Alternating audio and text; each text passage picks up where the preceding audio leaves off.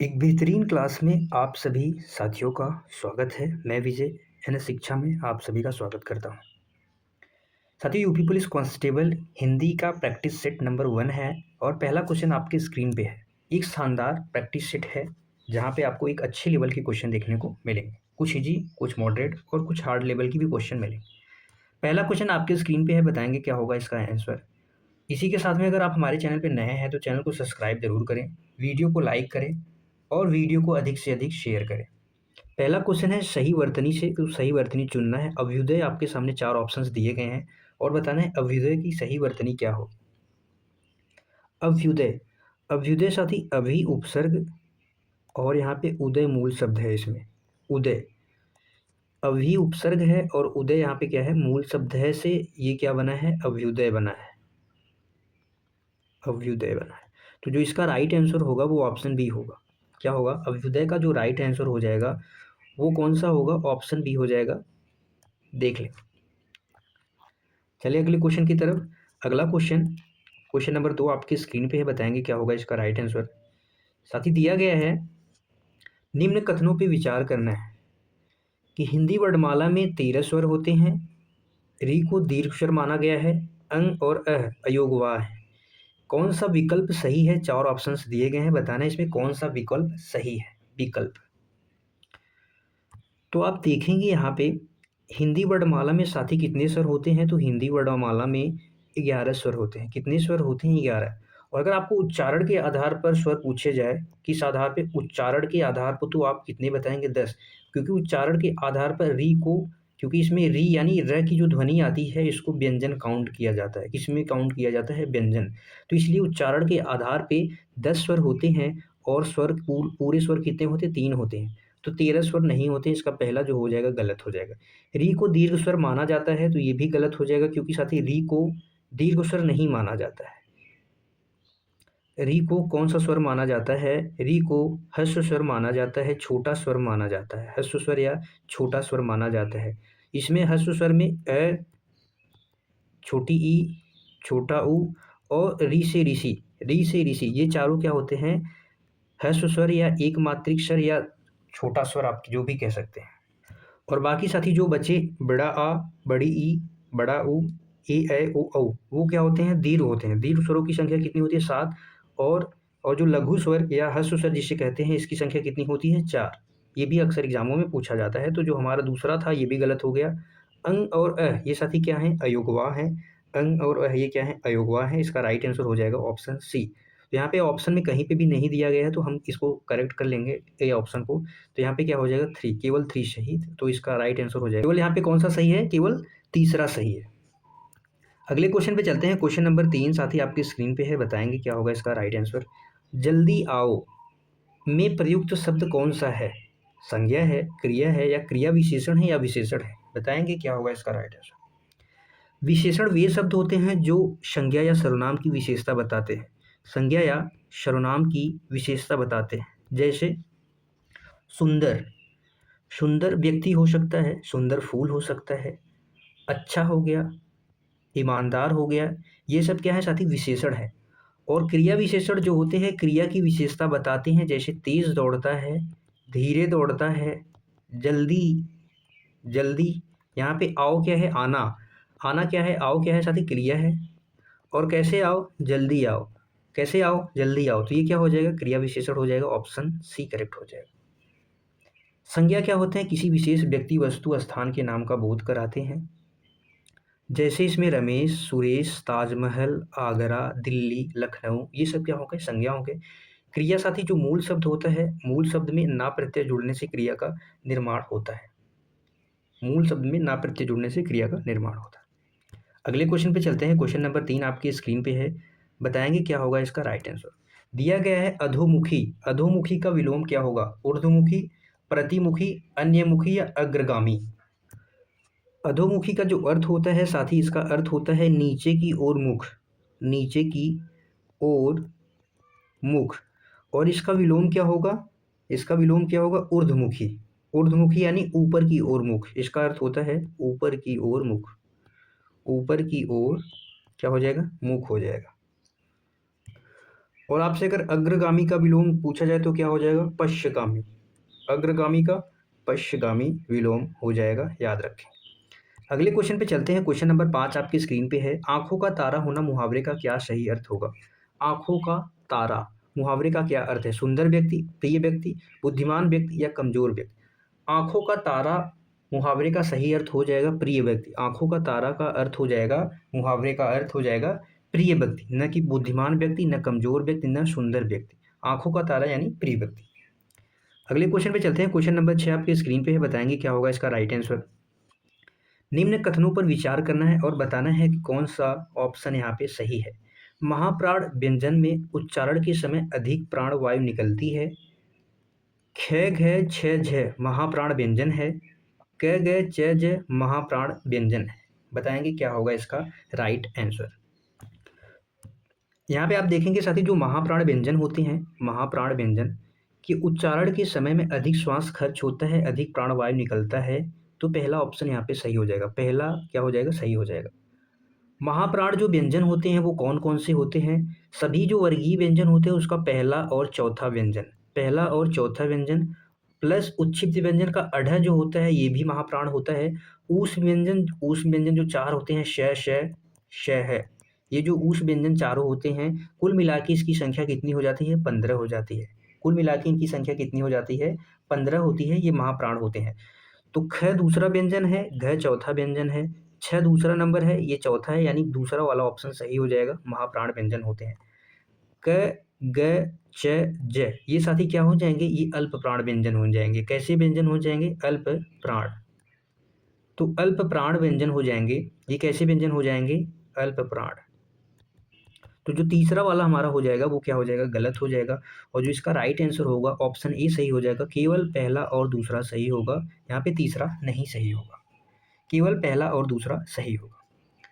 अगले क्वेश्चन पे चलते हैं। क्वेश्चन नंबर 7 आपकी स्क्रीन पे है। निम्न में अशुद्ध वाक्य कौन सा है? अशुद्ध वाक्य आपको छांटना है।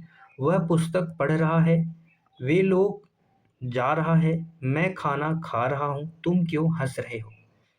यहाँ पे हमने पढ़ते ही समझ लिया साथी कि यहाँ पे जो है पहला, वह पुस्तक पढ़ रहा है, ये सही है। मैं खाना खा रहा हूँ, तुम क्यों हंस रहे हो। लेकिन यहाँ पे जब देखेंगे साथी, वे लोग पढ़ रहा है, वे क्या हो जाएगा? ये बहुवचन है। लेकिन पढ़ रहा है जो यहाँ पे क्रिया जो इस्तेमाल हुई है, पढ़ रहा है क्रिया जो जैसी है, वो साथी क्या है? वो सिंगुलर है। तो मतलब एक वचन है। तो यहाँ पे होना चाहिए था वे लोग जा रहे हैं, जा रहे हैं, ऐसा होता तो वाक्य करेक्ट हो जाता, लेकिन ऐसा नहीं है। तो यही हमें बताना था अशुद्ध वाक्य। अशुद्ध वाक्य क्या हो जाएगा? ऑप्शन बी हो जाएगा। अगले क्वेश्चन पे चलते हैं। क्वेश्चन नंबर 8 आपकी स्क्रीन पे है। बताएंगे क्या होगा इसका राइट आंसर। दिया गया है संधि विच्छेद लोकाचार। लोकाचार का सही संधि विच्छेद 4 ऑप्शन दिए गए हैं, इनमें से कौन सा है आपको बताना है। और साथ ही साथ आपको बताना है साथ ही इसमें कौन सी संधि है। आपको बताना है इसमें कौन सी संधि है। जब इसका हम संधि विच्छेद करेंगे तो क्या हो जाएगा? लोक धन आचार। लोक धन आचार। क में कौन सी ध्वनि है? अ की। और यहाँ पे आचार में साथी आ की ध्वनि है। उसके बाद ये क्या बना रहे हैं? आ बना रहे हैं। तो क में आ का मेल हो रहा है, अ में आ का मेल हो रहा है, तो आ बना रहे हैं। तो यहाँ पे कौन सी संधि हो जाएगी? यहाँ पे दीर्घ संधि हो जाएगी। दीर्घ स्वर संधि हो जाएगी। और इसका जो ऑप्शन सही होगा वो ऑप्शन ए हो जाएगा। ऑप्शन क्या हो जाएगा? ए सही हो जाएगा। ठीक है। अगले क्वेश्चन पे चलते हैं। क्वेश्चन नंबर 9 आपके स्क्रीन पे है। राम और श्याम खेल रहे हैं में समुच्चय बोधक अव्यय कौन सा है? समुच्चय बोधक अव्यय कौन सा है? राम है, और है, खेल रहे हैं, कौन सा है? यहाँ पे साथी राम क्या हो जाएगा? यहाँ पे ये संज्ञा शब्द हो जाएगा। खेल क्या हो जाएगा? ये क्रिया हो जाएगा।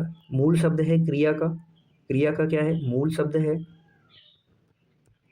या आप ऐसा भी कह सकते हैं, ये जो रहे है ये क्या है? सहायक क्रिया है ये। और जो हो जाएगा साथी इसका राइट आंसर हो जाएगा ऑप्शन बी। ऑप्शन क्या हो जाएगा? ऑप्शन बी हो जाएगा। जो समुच्चय बोधक अव्यय होते हैं वो किसका काम करते हैं साथी? संयोजक का कार्य करते हैं। एक चीज आपको ये याद रखना है, संयोजक का कार्य। संयोजक का कार्य क्या होता है? दो शब्द, दो आप संज्ञा शब्द को कह सकते हो या संज्ञा सर्वनाम शब्द को कह सकते हो, ये आपस में जोड़ने का काम करते हैं। और संयोजक में जैसे आ गया और, ये क्या कर रहे हैं? राम और श्याम के बीच संबंध जोड़ रहे हैं। क्या बता रहे हैं? संबंध, यानी संयोजक का कार्य कर रहे हैं। तो इसका राइट आंसर जो हो जाएगा ऑप्शन बी हो जाएगा, संयोजक का कार्य कर रहे हैं और के माध्यम से राम और श्याम। तो यहाँ पे और क्या हो जाएगा, समुच्चय बोधक। अगले क्वेश्चन पे चलते हैं। क्वेश्चन नंबर 10 आपके स्क्रीन पे है। अभिनव शब्द का पर्यायवाची क्या होगा? अभिनव शब्द का पर्यायवाची क्या होगा? प्राचीन होगा, नवीन होगा, पुरातन होगा या अस्थाई होगा? एक शानदार प्रैक्टिस सेट है साथी, क्लास को शेयर जरूर कर दें जिससे कि इस क्लास का फायदा हर एक उस विद्यार्थी को हो जाए, हर एक उस साथी को हो जाए जो यूपी पुलिस कांस्टेबल की तैयारी कर रहे हैं और हिंदी प्रैक्टिस सेट खोज रहे हैं। अभिनय का अर्थ होता है, अभिनव का साथी, अभिनय नहीं, अभिनव का अर्थ होता है नया। नया को आप नवीन भी कहते हैं, नवीन, नूतन, नूतन, ताज़ा या आधुनिक, या क्या कहते हैं, आधुनिक भी कह देते हैं। तो इसका जो राइट आंसर हो जाएगा ऑप्शन बी हो जाएगा। ऑप्शन बी क्या हो जाएगा, राइट आंसर हो जाएगा। प्राचीन और पुरातन क्या है, एक दूसरे के समानार्थी हैं। प्राचीन और पुरातन क्या है साथी, एक दूसरे के समानार्थी हैं, ये भी आपको याद रखना है। अगले क्वेश्चन पे चलते हैं। क्वेश्चन नंबर 11 आपके स्क्रीन पर है। गजगामिनी शब्द में कौन सा समास है? गजगामिनी शब्द में कौन सा समास है? कर्मधारय समास, बहुव्रीहि समास, द्वंद्व समास, तत्पुरुष समास। तत्पुरुष समास साथी क्या होता है? तत्पुरुष समास में उत्तर पद या दूसरा पद प्रधान होता है और इसमें कारक चिन्हों का लोप होता है।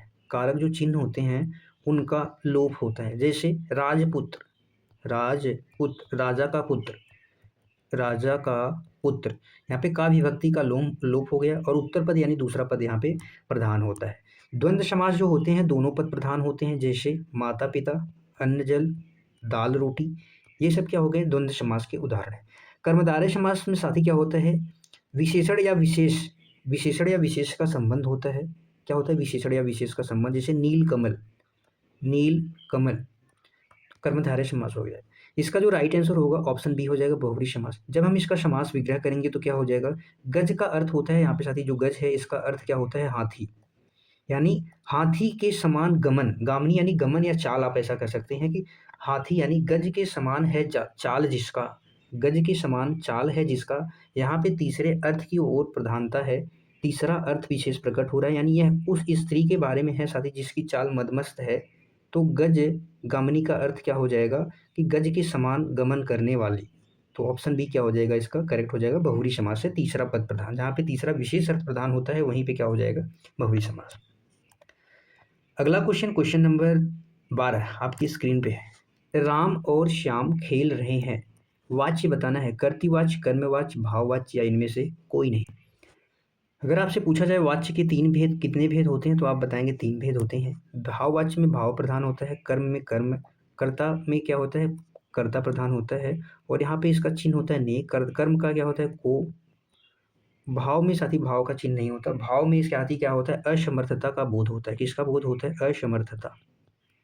तो वहाँ पे भाव हो जाएगा। अब यहाँ पे देखेंगे राम और श्याम खेल रहे हैं, कौन खेल रहा है, राम और श्याम। तो यहाँ पे राम और श्याम क्या हो गए, कर्ता हो गए। तो यहाँ पे कर्ता जो, जहाँ पे कर्ता मुख्य हो जाए, कर्ता मुख्य हो जाए और क्रिया कर्ता के लिंग, वचन एवं पुरुष के अनुसार बदले, तो वहाँ पे क्या हो जाता है, कर्ता हो जाता है। तो राम और श्याम खेल रहे हैं, तो राम और श्याम खेल रहे हैं, तो इसका अनुसार क्या हो जाएगा, राम और श्याम, ये बहुवचन है। और यहाँ पे इसके अनुसार यानी दो व्यक्ति हैं तो बहुवचन हो गए, और उसके अनुसार रहे हैं तो ये भी क्या हो गया, इसके अनुसार बदला है, तो यहाँ पे कर्ता हो जाएगा। क्या हो जाएगा, कर्ता हो जाएगा। यहीं पे अगर कर्मवाच्य कैसे होता, राम और श्याम के द्वारा खेला जा रहा है, अगर ऐसा वाक्य होता, राम और श्याम, राम और श्याम के द्वारा खेला जा रहा है, खेला जा रहा है, तो वहाँ पे साथी क्या होता, वहाँ पे कर्मवाच्य हो जाता। तो वहाँ पे क्या हो जाता, कर्मवाच्य हो जाता। तो इसका राइट आंसर हो जाएगा ऑप्शन ए। अगला क्वेश्चन बताएंगे, क्वेश्चन नंबर 13 आपके स्क्रीन पे है, क्या होगा इसका राइट आंसर। कथनों पे विचार करना है, निम्न कथन दिए गए हैं। कथन है, अंग और अय्य अनुनासिक व्यंजन है, प्रत्येक वर्ग का अंतिम व्यंजन अनुनासिक व्यंजन होता है, मैं प वर्ग का अनुनासिक व्यंजन है। यहाँ पे बताना है कौन सा सही है। पहला देखेंगे साथी, अंग और अय्य अनुनासिक व्यंजन होते हैं, पहला सही हो जाएगा। अनुनासिक व्यंजन वे व्यंजन होते हैं जिनमें क्या होता है, नाक और मुंह से दोनों से वायु निकलती है, नाक और मुंह से दोनों से इनका उच्चारण किया जा सकता है। आप ऐसा भी कह सकते हैं कि जब किसी भी किसी का उच्चारण नाक और मुंह से दोनों यानी नासिका और मुख दोनों से किया जाता है, वो अनुनासिक व्यंजन कहलाते हैं। तो प्रत्येक वर्ग का अंतिम व्यंजन अनुनासिक होता है, बिल्कुल सही है। प वर्ग का अनुनासिक व्यंजन मैं है, ये भी सही हो जाएगा। तो अनुनासिक व्यंजन प्रत्येक वर्ग का अंतिम व्यंजन अनुनासिक व्यंजन होता है, जैसे ङ हो गया, अय्य हो गया, अण हो गया, न हो गया और म हो गया। ये क्या है, सारे अनुनासिक व्यंजन है और इसे हम पंचमाक्षर भी कहते हैं। क्या कहते हैं? पंचमाक्षर। पंचमाक्षर भी कहते हैं। तो इसका जो राइट आंसर हो जाएगा वो ऑप्शन सी हो जाएगा, पहला, दूसरा और तीसरा भी सही है। अगले क्वेश्चन पे चलते हैं। क्वेश्चन नंबर 14 आपके स्क्रीन पे है, बताएंगे क्या होगा इसका राइट आंसर। वह इतना तेज दौड़ा कि जीत गया, यह क्या मिश्र वाक्य है कि संबंधबोधक अव्यय है? इतना परिमाणवाचक विशेषण है। पहला, दूसरा सही, सभी सही, एक दो सही, केवल सभी सही। बताएंगे क्या होगा इसका राइट आंसर। वह इतना तेज दौड़ा कि जीत गया, यहाँ पे आप देखेंगे साथी मेरे, जहाँ पे एक क्या हो, मुख्य वाक्य हो और उस पे एक आश्रित वाक्य हो, क्या हो, उस पे आश्रित वाक्य हो और एक संयोजक किसके द्वारा जुड़े हों साथी, एक समुच्चय बोधक अव्यय के द्वारा जुड़े हों, तो वहाँ पे मिश्र वाक्य होता है। इसका जो राइट आंसर होगा पहला होगा, क्योंकि ये मिश्र वाक्य है। मिश्र वाक्य में एक आश्रित होता है और एक मुख्य वाक्य होता है और वो समुच्चय बोधक अव्यय के द्वारा जैसे जुड़े होते हैं। की से इतना ने कहा कि वह इतना तेज दौड़ा कि वह जीत गया, तो यह मिश्र वाक्य है, पहला सही हो जाएगा। कि एक संबंध बोधक अव्यय है, तो साथी की एक संबंध बोधक अव्यय नहीं है। कि मुख्य रूप से क्या है, समुच्चय बोधक अव्यय है, जो क्या करता है, दो वाक्यांशों को जोड़ता है। दो क्या करता है, वाक्यांशों को जोड़ता है। संबंध बोधक अव्यय साथी वे संज्ञा शब्द होते हैं, वे शब्द होते हैं जो क्या करते हैं, संबंध बोधक अव्यय वे शब्द होते हैं जो संज्ञा या सर्वनाम के बाद आकर वाक्य के अन्य शब्दों से संबंध जोड़ते हैं। जैसे वे शब्द हैं के पास, के पास, के ऊपर हो गया, के ऊपर, के बिना, के बिना। ये सब क्या होते हैं, ये संबंध बोधक अव्यय होते हैं। क्या होते हैं, ये संबंध बोधक अव्यय होते हैं। जैसे एक वाक्य है कि मेरे घर के पीछे, मेरे घर के पीछे, के पीछे क्या है साथी, ये संबंध बता रहे हैं। के पीछे क्या है, बगीचा है। क्या है, बगीचा। मेरे घर के पीछे बगीचा है। तो यहाँ पे के पीछे क्या कर रहे हैं, दो संज्ञा शब्दों के बीच क्या कर रहे हैं, संबंध जोड़ रहे हैं, तो वहाँ पे संबंध बोधक हो जाएगा। इतना परिमाणवाचक विशेषण है, बिल्कुल है। परिमाणवाचक विशेषण वे होते हैं जो क्या करते हैं, मात्रा को दर्शाते हैं। किसको दर्शाते हैं साथी, मात्रा या माप, मात्रा या माप को दर्शाते हैं। वो क्या होते हैं, परिमाणवाचक होते हैं। और इतना, वो भी इतना यानी अनिश्चित, निश्चित संख्या नहीं है, वो भी कैसी है, अनिश्चित हो जाएगा। तो अनिश्चित परिमाणवाचक हो जाएगा। तो जो इसका राइट आंसर होगा, पहला और तीसरा सही हो जाएगा। पहला और तीसरा यहाँ पे किसी ऑप्शन में नहीं दिया गया, तो ऑप्शन सी को करेक्ट कर लेंगे। पहला और तीसरा, ऑप्शन सी क्या होगा, इसका करेक्ट हो जाएगा, पहला और तीसरा सही है। अगले क्वेश्चन पे चलते हैं। क्वेश्चन नंबर 15 आप बताएंगे क्या होगा इसका राइट आंसर। उसने मुझे पुस्तक दी, मुझे संप्रदान कारक है, पुस्तक कर्म कारक है, उसने करता है, यहाँ पे कौन सा सही होगा। पहला देखेंगे साथी, उसने मुझे पुस्तक दी, मुझे संप्रदान कारक है। संप्रदान कारक का कारक जो चिन्ह होता है के लिए होता है, इसका जो कारक चिन्ह होता है के लिए होता है। उसने मुझे यानी मेरे लिए, वो मेरे लिए पुस्तक है, यानी यहाँ पे संप्रदान कारक हो जाएगा, पहला सही हो जाएगा। संप्रदान कारक जिसके लिए कोई कार्य किया जाए या जिसे कुछ दिया जाए उसे संप्रदान कारक होते हैं। तो यहाँ पे चूंकि पुस्तक दी जा रही है और पुस्तक किसे दी जा रही है, मुझे दी जा रही है, तो यहाँ पे मुझे क्या हो जाएगा, संप्रदान कारक हो जाएगा। पुस्तक कर्म कारक है, बिल्कुल सही साथी।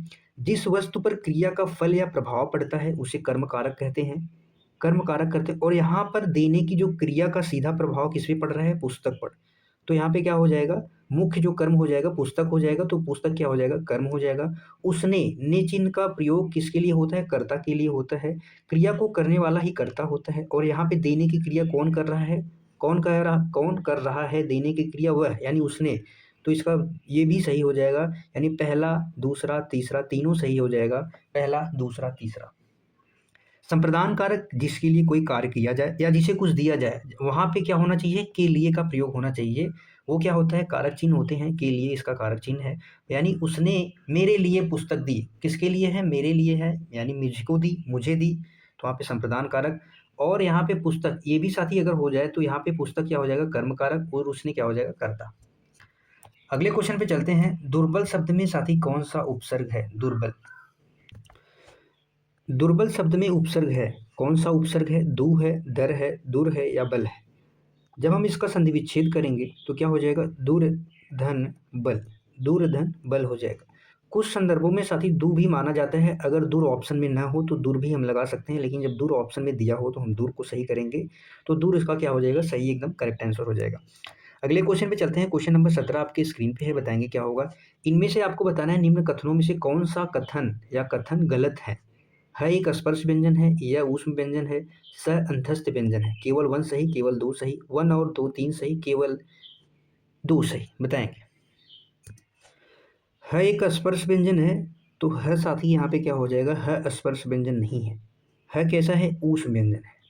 ऊष्म व्यंजन कौन कौन से होते हैं? ऊष्म व्यंजन, ऊष्म व्यंजन साथी श, श, श और है। ऊष्म व्यंजन की संख्या कितनी होती है? चार होती है, जो श श श है होते हैं। अंतस्थ व्यंजन जो होते हैं, अंतहस्थ व्यंजन, वो कौन से होते हैं? य, र, ल और व होते हैं। य, र, ल, व होते हैं। और जो ह होते हैं, और जो स्पर्श व्यंजन होते हैं, स्पर्श व्यंजनों की संख्या साथी कितनी होती है? 25 होती है, जिसे हम वर्गीय व्यंजन भी कहते हैं। जिसे क्या कहते हैं? वर्गीय व्यंजन भी कहते हैं, जो क वर्ग में आता है। क वर्ग के सभी व्यंजन, च वर्ग के, त वर्ग के, प वर्ग के और ट वर्ग के, ट वर्ग के भी सभी व्यंजन क्या होते हैं? स्पर्श व्यंजन होते हैं। लेकिन अगर आपसे पूछा जाए स्पर्श संघर्षी व्यंजन, स्पर्श संघर्षी व्यंजन कौन से होते हैं? तो च, छ, ज और झ, ये कुल कितने होते हैं? चार होते हैं स्पर्श संघर्षी व्यंजन। स्पर्श व्यंजन को वर्गीय व्यंजन भी कहा जाता है। तो आप देखेंगे है क्या स्पर्श व्यंजन है साथी यहाँ पे ऊष्म व्यंजन हो जाएगा, तो पहला वाला गलत। यह क्या ऊष्म व्यंजन है? यह क्या ऊष्म व्यंजन है? यह साथी अंतस्थ व्यंजन है, तो ये भी गलत हो जाएगा। स अंतस्थ व्यंजन है, स यहाँ पे ऊष्म व्यंजन हो गया, तो स भी गलत हो जाएगा। तो यहाँ पे पूछा है कौन सा गलत है, तो यहाँ पे पहला, दूसरा, तीसरा तीनों गलत हैं। इसका जो राइट आंसर हो जाएगा ऑप्शन सी हो जाएगा। अगले क्वेश्चन पे चलते हैं। क्वेश्चन नंबर 18 आपकी स्क्रीन पर है, बताएंगे क्या होगा इसका राइट आंसर। जल में रहकर मगर से वैर का अर्थ क्या होगा?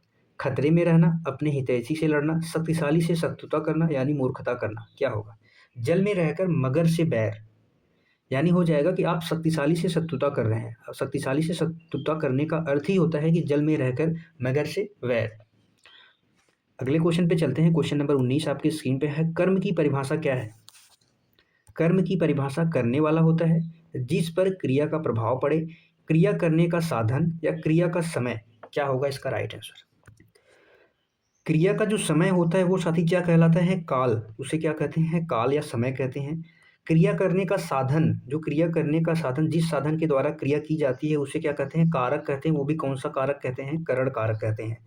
और जो करने वाला, यानी जो कार्य करने वाला होता है, वो क्या होता है? कर्ता होता है। जो कार्य करने वाला होता है कर्ता होता है। इसका जो राइट आंसर होगा ऑप्शन बी होगा। जिस पर क्रिया का प्रभाव पड़े वही साथी क्या होता है? कर्म कारक होता है। वही से क्या थी क्या होता है? कर्म होता है। वही क्या होता है? कर्म होता है।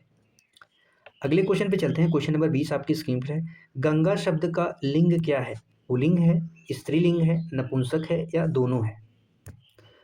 अगर हम बात करें साथी तो हिंदी में जो नदियों के नाम हैं, हिंदी में जो नदियों के नाम प्रायः सभी क्या होते हैं? किस में आते हैं? स्त्रीलिंग में आते हैं। तो इसका जो राइट आंसर होगा ऑप्शन बी हो जाएगा। गंगा, यमुना, सरस्वती, यमुना हो गया, और कौन हो गया?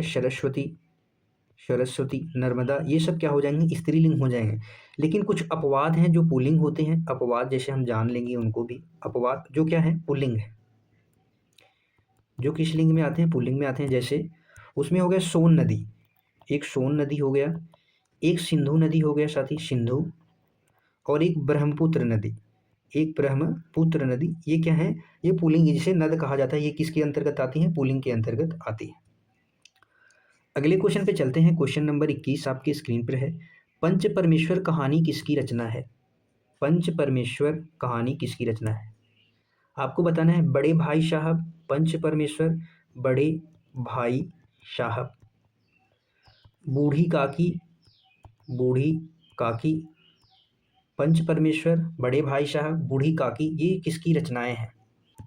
इसके अलावा अगर आपसे पूछा जाए ईदगाह, ईदगाह, पूस की रात पूछ दिया जाए, पूस की रात, पूस की रात हो गया साथी, बड़े भाई साहब हो गया, ईदगाह, पंच परमेश्वर, एक कफन हो गया, कफन।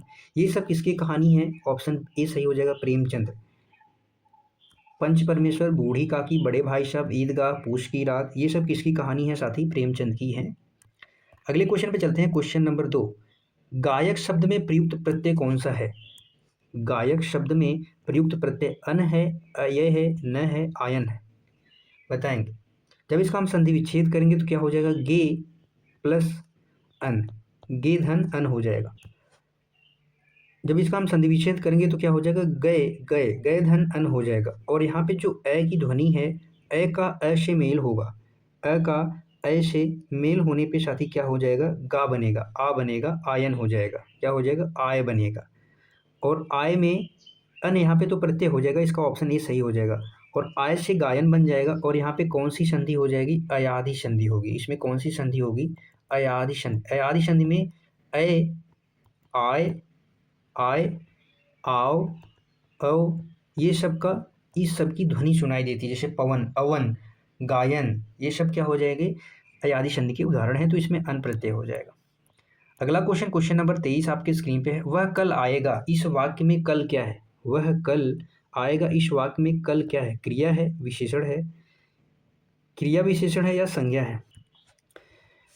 संज्ञा, संज्ञा किसी विशेष व्यक्ति वस्तु के नाम का बोध कराते हैं। क्रिया की जो विशेषता बता दे तो वो क्रिया विशेषण होता है। यहाँ पे जो क्या बता रहे हैं? कल आएगा, कब आएगा? कल आएगा। वो भी कैसा? कालवाचक क्रिया विशेषण है। कौन सा विशेषण है? कालवाचक क्रिया विशेषण है। कब आएगा? कल आएगा। वो भी कौन सा विशेषण? कालवाचक। तो इसका जो राइट आंसर हो जाएगा ऑप्शन बी हो जाएगा। विशेषण वे शब्द होते हैं जो संज्ञा या सर्वनाम की विशेषता बताते हैं, जैसे नीला, नीला क्या हो जाएगा? आकाश, सुंदर, सुंदर, ये सब विशेषण हो जाएंगे। क्रिया साथी, क्रिया किसी काम के होने या करने का बोध कराती है। क्रिया किसी काम के करने या होने का बोध कराती है। जैसे यहाँ पे आएगा क्या हो जाएगा? क्रिया हो जाएगा। अगले क्वेश्चन पे चलते हैं, क्वेश्चन नंबर 24 आपकी स्क्रीन पे है। चलना किस प्रकार की क्रिया है?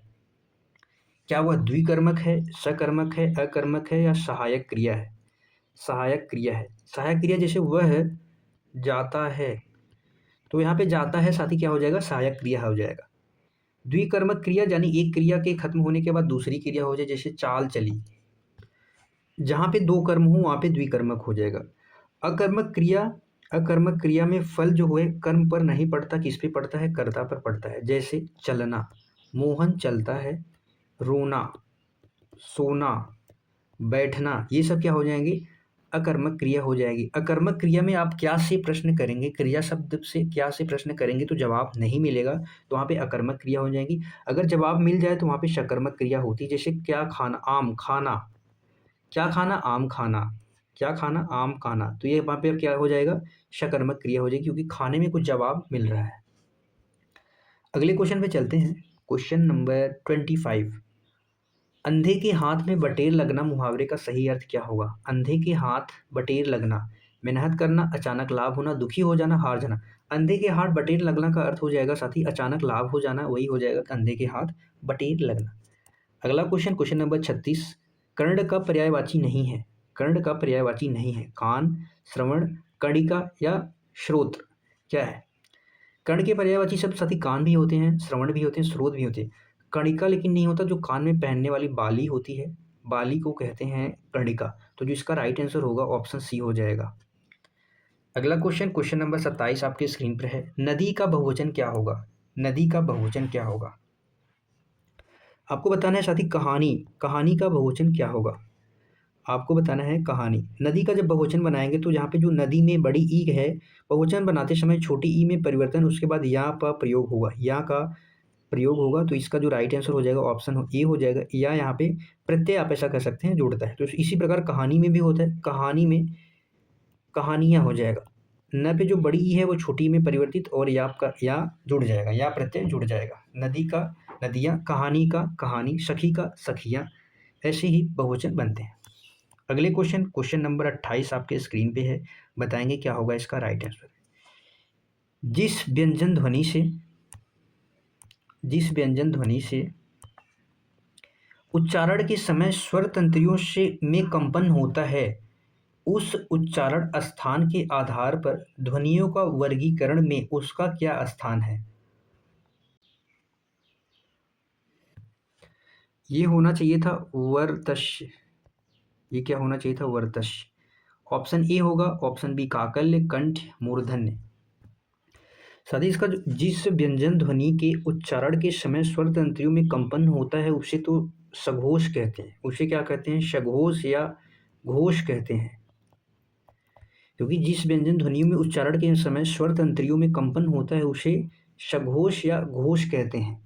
लेकिन प्रश्न में दिए गए विकल्प में से साथ ही बात करें तो जिस व्यंजन ध्वनि में उच्चारण के समय स्वर तंत्रियों में कंपन होता है, उच्चारण स्थान के आधार पर ध्वनियों के वर्गीकरण में उसका क्या स्थान होगा? तो उसका जो स्थान होगा वो क्या होगा? काकल्य होगा।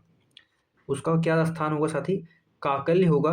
काकल्य में क्या होता है? स्वर तंत्रियों के बीच से वायु के घर्षण से पैदा होती है। वायु के घर्षण से उत्पन्न होती है, जो क्या होता है? ह ध्वनि होती है। कौन सी? उसमें कौन सा व्यंजन है? है एक क्या है? काकल्य ध्वनि है। और बाकी कंठ और मूर्धन्य का उच्चारण स्थान अलग अलग है। कंठ में आते हैं क वर्ग के व्यंजन और मूर्धन्य में आते हैं ट वर्ग के व्यंजन। कौन से? ट वर्ग के व्यंजन। या आप ऐसा भी कह सकते हैं कि जो वत्सरीय व्यंजन होते हैं वो क्या होते हैं? न होता है, र, ल और श, ये चारों होते हैं। उच्चारण के आधार पर अलग अलग है। तो इसका जो राइट आंसर हो जाएगा ऑप्शन बी हो जाएगा। अगले क्वेश्चन पे चलते हैं। क्वेश्चन नंबर 19 आपके स्क्रीन पर। परशुराम की प्रतीक्षा, परशुराम की प्रतीक्षा के लेखक कौन है? रामधारी सिंह दिनकर या बच्चन जी या निराला जी? सूर्यकांत त्रिपाठी निराला, सुमित्रानंदन पंत। सुमित्रानंदन पंत जी को प्रकृति का सुकुमार कवि कहा जाता है। प्रकृति का सुकुमार कवि कहा जाता है। सुकुमार, ये आपको याद रखना है। परशुराम की प्रतीक्षा वर्ष 1962 में इसका प्रकाशन हुआ। भारत चीन के युद्ध के बारे में इसकी राष्ट्र प्रेम और व्यथा को व्यक्त करने के लिए इसकी रचना की गई थी। और इसके जो लेखक हैं वो रामधारी सिंह दिनकर हैं। रामधारी सिंह दिनकर जी को दूसरे राष्ट्र कवि के रूप में मान्यता है। दूसरे राष्ट्र कवि के रूप में क्या है? इनकी मान्यता है दूसरे राष्ट्र कवि के रूप में। ये भी आपको याद रखना है, ठीक है। अगले क्वेश्चन पे चलते हैं। क्वेश्चन नंबर 30 आपके स्क्रीन पे है, स्क्रीन पे है। क्या होगा राइट आंसर? र का विवरण है। र का क्या विवरण है? सरिय भी कहते हैं। या लुंठित, सघोष, अल्प प्राण, संघर्षी, अघोष, अल्प प्राण, सघोष, वघोष, वत्सर्य, पार्श्विक, सघोष, महाप्राण। र का विवरण क्या है? प्राणत्व के आधार पर व्यंजनों का वर्गीकरण दो आधार पे किया है। पहला अल्प प्राण, दूसरा महाप्राण होता है। जो अल्प प्राण व्यंजन होते हैं साथ ही इनके उच्चारण में कम श्वास यानी कम प्राणवायु की आवश्यकता होती है। इसमें जो पहला, तीसरा और पांचवा जो व्यंजन होता है उसके बाद अंतस्थ व्यंजन यानी य, र, ल और व, य, र, ल, व और सभी जो 11 स्वर होते हैं किसमें आते हैं? अल्प प्राण में आते हैं। महाप्राण के अंतर्गत, महाप्राण की बात करें तो दूसरा और चौथा वर्गीय व्यंजन का दूसरा और चौथा व्यंजन, उसके साथ उच्छिष्ट व्यंजन का अढ़ प्लस साथ ही साथ ऊष् व्यंजन श, श, श है। श, श, श है किसमें आ जाता है? महाप्राण व्यंजन के अंतर्गत आ जाता है। किसके अंतर्गत आ जाता है? तो महाप्राण। तो र किसमें है? र साथ ही अल्प प्राण में है, तो महाप्राण वाला ऑप्शन क्या हो जाएगा हमारा? नहीं होगा। और वहीं भी बात करें स्वर तंत्रियों के आधार पर जो वर्णों का विभाजन हुआ है दो आधार पे हुआ, उनका भी दो प्रकार है। एक सघोष जिसे घोष कहते हैं और एक दूसरा क्या हो जाएगा? अघोष। दूसरा क्या हो जाएगा? अघोष हो जाएगा। सघोष या अघोष की बात करें तो इसमें भी जो वर्ण आते हैं साथ ही जो इसमें तीसरा चौथा और पांचवा वर्ण आते हैं। तीसरा चौथा य, र, ल, व इसमें भी आता है। इसमें आता है य, र, ल, व और ह भी आता है, प्लस इसमें 11 जो सभी स्वर होते हैं उसमें आते हैं। और अघोष में होता है पहला दूसरा वर्ण श, ख, श केवल आता है, तो इसमें अघोष में आता है। जो बचे हैं दूसरा, पहला और दूसरा श, श, श इसमें आते हैं अघोष में। तो र किस में आता है? र आता है सघोष में। तो सघोष वाला कौन सा ऑप्शन है? ऑप्शन ए है सघोष। ये तो पहले ही कट चुका था, ये तो पहले ही कट चुका था और ये वाला ऑलरेडी कटा हुआ था। यहाँ पे इससे कट गया, तो इसका जो राइट आंसर हो जाएगा ऑप्शन ए हो जाएगा। ऑप्शन ए हो जाएगा। और जो साथी वो वत्सरी जो ध्वनि है वो कौन कौन सी हैं? वो हो जाएंगी श, स हो जाएगा। स के साथ न, ल और र किसमें आ जाएंगे? वर्चस्व में। लुंठित व्यंजन, लुंठित या प्रकंपित बोला जाए तो वो किसको कहते हैं? र को कहते हैं। तो इसलिए इसका जो राइट आंसर होगा ऑप्शन ए हो जाएगा।